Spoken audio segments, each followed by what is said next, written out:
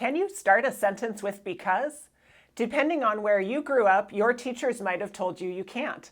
But that's actually a myth. Now, why would teachers tell us something that isn't true? It is true in some ways. So stick around. I'm going to talk about why we would be told we shouldn't start with because, which portion of that is true, and then lastly, how you actually can start with because, but how to do it in a way where you know you're going to use the right grammar in that sentence.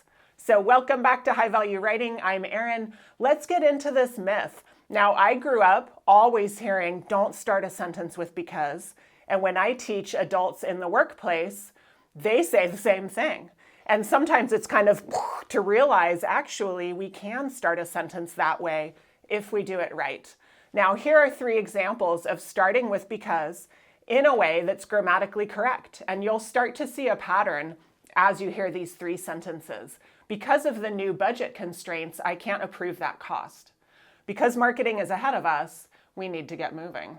Because of a change in policy, we're now able to provide these services. You probably heard a rhythm here. You heard me pause. I would say because, comma, and then I would say the central part of my sentence. You might have noticed right after the comma, I got in to a who and what, a subject and verb. Let's look a little more deeply at that, about how to do it right. But first I want to stop and say, well, why did we think we shouldn't do this anyway? Okay, where does this myth come from? It comes from the fact that teachers noticed all these youngsters are messing up when they start a sentence with because. So let's tell them not to. Why were we messing up? Well, it's really easy to create a fragment, a non-complete sentence, just like a partial phrase, partial sentence, when we lead with because. And this is because often we sound like we're adding things on. Some examples. I didn't turn this in yet, period, because I wasn't done. I thought I would explain this to you because she asked. I didn't get that good of a grade on my essay because I didn't really include evidence, or because of the evidence I didn't include. Now, these are technically fragments. I've said aloud another sentence in front, right? So what happens when we're writing is we finish the sentence, I didn't turn in my paper on time. Why? Because I wasn't done. And so we'll add another sentence that begins with because, but typically we will end up writing a fragment instead of creating a whole new sentence. It's just a habit people have when they lead with because. So what did teachers say? They said, you know what, just don't do it. Chances are good you're going to have a fragment if you do this. So let's just tell everyone, don't start a sentence with because. At least when we're little, and we're using smaller sentences and we're less clear about grammar. And so all of these are fragments, and teachers said, hey, everyone, let's just not start with because. Let's look into, though, what we would need to do it right. Because we can. We don't always have to write a fragment when we lead with because.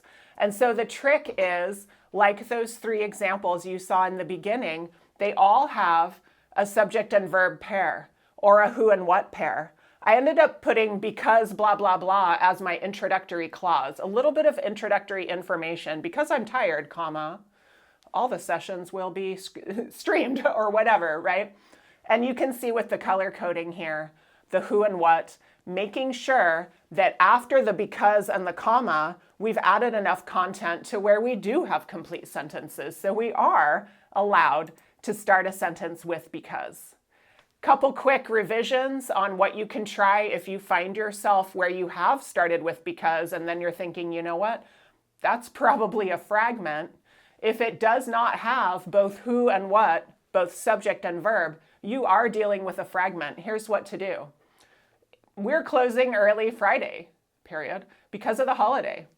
Because of the holiday, we're closing early Friday. Yes, we could also just take out the period and say we're closing early Friday because of the holiday. But to start with because, you could do it this way. And why would you want to? Well, because leading with the reason is often a great way to talk about information if you're not sure your reader is going to understand the importance, like the topic.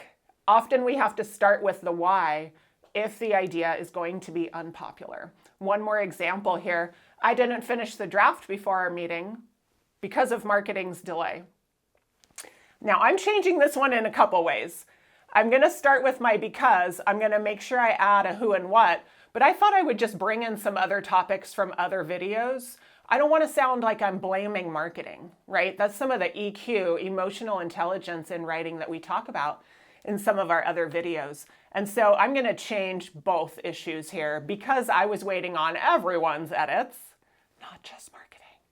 I didn't finish the draft before our meeting. Now I have a grammatically correct sentence that begins with because, and while I'm at it, I'm protecting relationships that I may have with people in the marketing department. All right, try this out. Please let me know your questions in the comments. If you have a sentence that starts with because, and you want to know if it's legit, if you can use it, or if it's a fragment, pop it in the comments. I will let you know.